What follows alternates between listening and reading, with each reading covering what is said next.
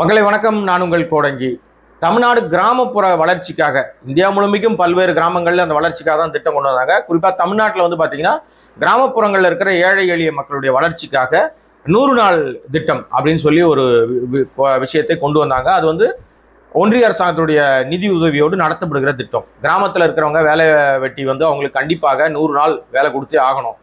அந்த 100 நாளுக்கான ஊதியத்தை வந்து அவர்களுக்கு அன்னன்னைக்கு தினம் தினம் அவர்களுக்கு கொடுக்கணும் அப்படின்ற ஒரு விஷயத்தோடு ஒரு பெரிய ஒரு பிளான் பல ஆண்டுகளாக அந்த திட்டம் நல்ல முறையிலே செயல்பட்டு கொண்டிருக்கிறது. இந்த 100 நாள் வேலை திட்டத்தின் மூலமாக பல கண்மாய்கள் தூர்வாரப்பட்டிருக்கு, பல குளங்கள் வந்து வெட்டப்பட்டிருக்கு, பல இடங்கள்ல வந்து அரசு நிலங்கள் வந்து சீரமைக்கப்பட்டிருக்கு. இன்னும் பல பணிகள் 100 நாள் வேலை திட்டத்துல தொடர்ந்து நடந்துகிட்டே இருக்கும். ஆனால் இப்பொழுது அந்த 100 நாள் வேலை திட்டத்திற்கு ஒன்றிய அரசாங்கம் ஒதுக்குகிற நிதியை அப்படியே பாதிக்கு பாதியாக குறைத்து விட்டார்கள். தென் மாநிலங்கள்ல, குறிப்பாக தென் மாநிலங்கள்ல இந்த தொகை கடுமையாக குறைக்கப்பட்டிருக்கு. வட மாநிலங்கள்ல அந்த தொகை அதிகரிக்கப்பட்டிருக்கு அப்படின்ற ஒரு தகவல் அதிர்ச்சி ரகமாக இருக்கிறது. ஏன் அப்படின்னு சொன்னா, வளர்ந்து கொண்டிருக்கிற மாநிலங்கள்ல தமிழ்நாடு ஒன்றாக இருக்கிறது.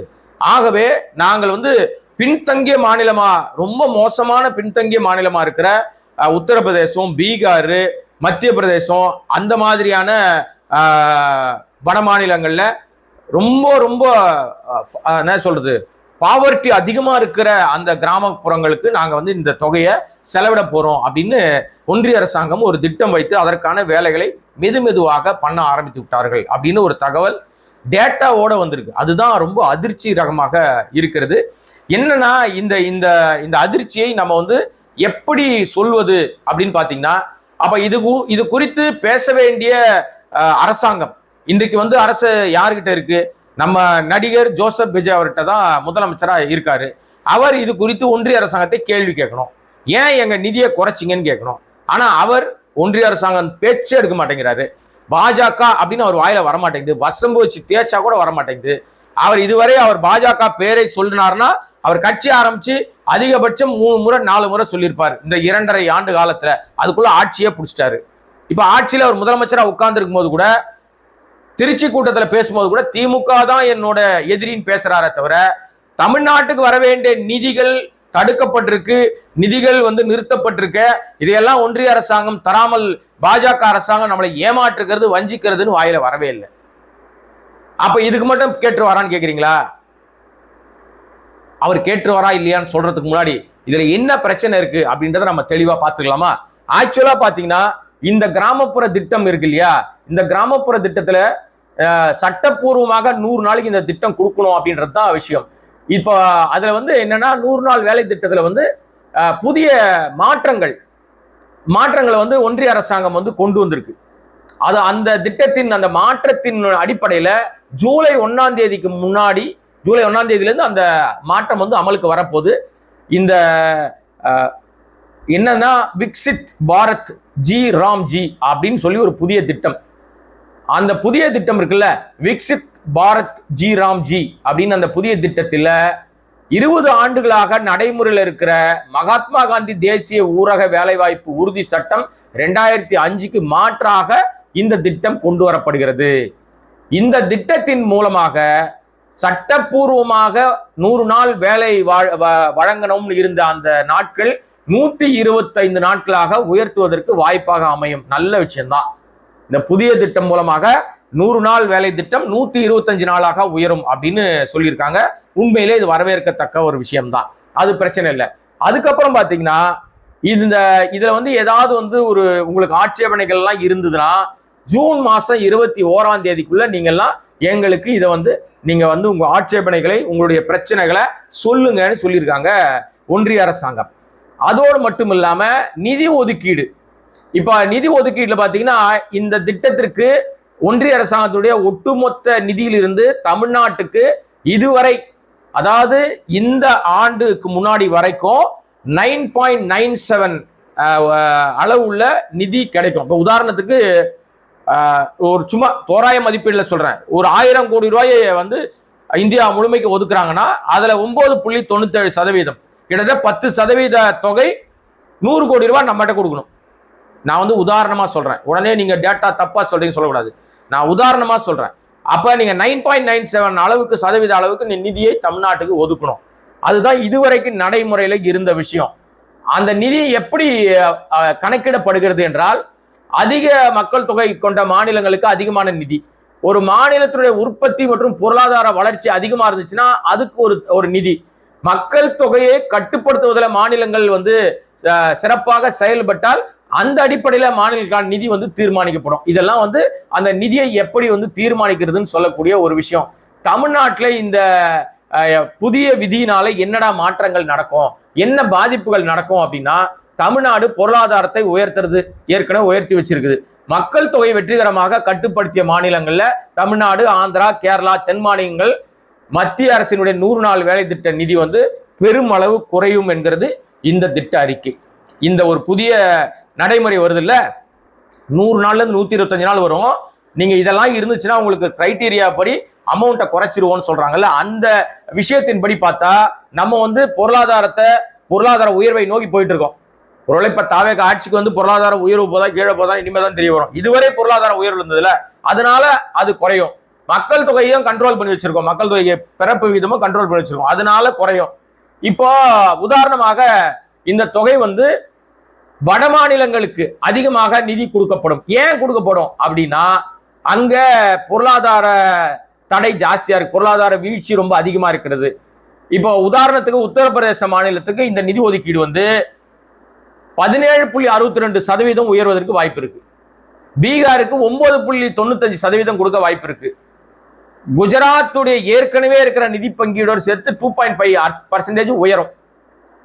இதெல்லாம் அதிகமாக உயரும். இப்ப தமிழ்நாட்டில் ஏற்கனவே 9.97% இருந்துச்சுன்னு சொன்ன இல்லைங்களா, அது என்னவா குறையும் அப்படின்னா 4.10% குறைஞ்சிரும். 9.97 எங்க இருக்கு, 4.10% எங்க இருக்கு. அப்ப பாதிக்கு பாதி காசு, இப்ப 100 கோடி ரூபாய் வந்த இடத்துல 50 கோடி தான் வரும். அதையும் முழுசா கொடுக்க மாட்டாங்க. அப்ப ஒன்றிய அரசாங்கம் தமிழ்நாடு, கேரளா, ஆந்திரா போன்ற மாநிலங்களை, தென் மாநிலங்களை கடுமையாக வஞ்சிக்கிறது. இதுக்கு குரல் கொடுக்க வேண்டிய தாவேக அரசாங்கத்தினுடைய முதல்வரா இருக்கிற ஜோசப் விஜய் வாய் மூடி ஏன் மௌனமா இருக்கார்? இந்த கேள்வியை கேட்கணுமா வேணாமா? மக்கள் நீங்களே முடிவு பண்ணுங்க, நாம சொல்றது தப்பா ரைட்டா அப்படின்னு சொல்லி. ஆந்திராவுக்கான நிதி ஒதுக்கீட்டுல பாத்தீங்கன்னா அவங்க ஆல்ரெடி 8.80, அதாவது 8.80% வாங்கிட்டு இருந்தாங்க. இப்ப அது 4.20 குறைஞ்சிரும். இப்படி ஒரு மாநிலமும் கடுமையான குறைவை சந்திருக்கிறது. இப்ப 2023-24 தமிழ்நாட்டுக்காக மட்டும் 12,692 கோடி ரூபாய் நமக்கு இந்த மூலமா கிடைச்சது. இப்ப 2024-25 அது 10,156 கோடியா குறைச்சிட்டாங்க. இப்போ 25-26க்கான ஒதுக்கீடு வெறுமனே 5,878 கோடி மட்டும்தான். 12,000 கோடி வாங்கிட்டு இருந்தோம் 23-24 வருஷத்துல. இப்போ அது இந்த ஆண்டு வெறும் 5,878 பாதிக்குடல் 40%, அதான் 4% தான் நமக்கு வருது.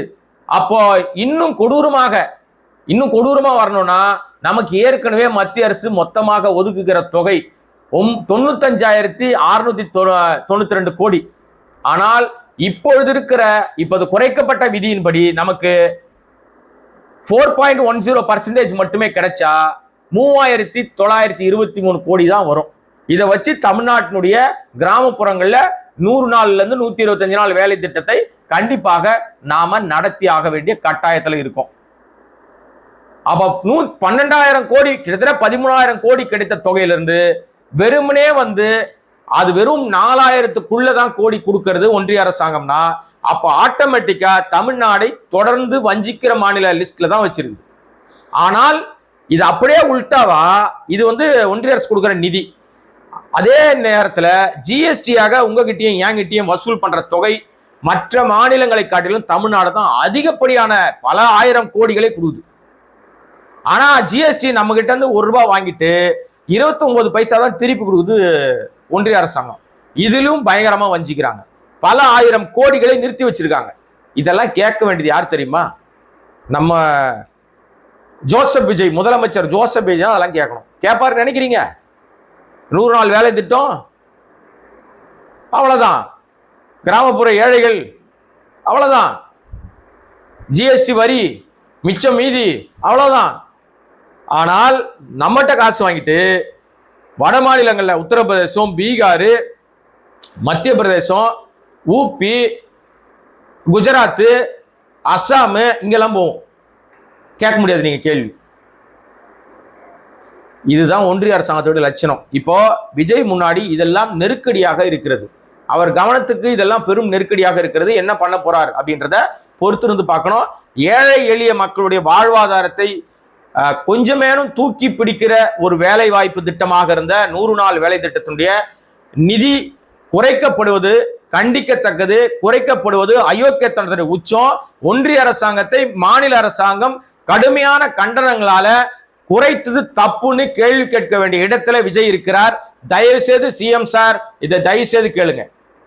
இதுல அரசியல் பண்ணாதீங்க, அசிங்கப்படாதீங்க. உங்களை நம்பி வாக்களித்தவர்கள், வாக்களிக்காமல் இருந்தவர்கள் எல்லாருக்கும் நீங்க தான் முதலமைச்சர். உங்களை நம்பி ஓட்டு போட 34%, ஓட்டு போடாதவங்க 66%. இது எல்லாத்துக்கும் நீங்க தான் முதலமைச்சர். இந்த தமிழ்நாட்டில் எது நடந்தாலும் அதற்கு பதில் சொல்ல வேண்டிய இடத்துல நீங்க இருக்கீங்க.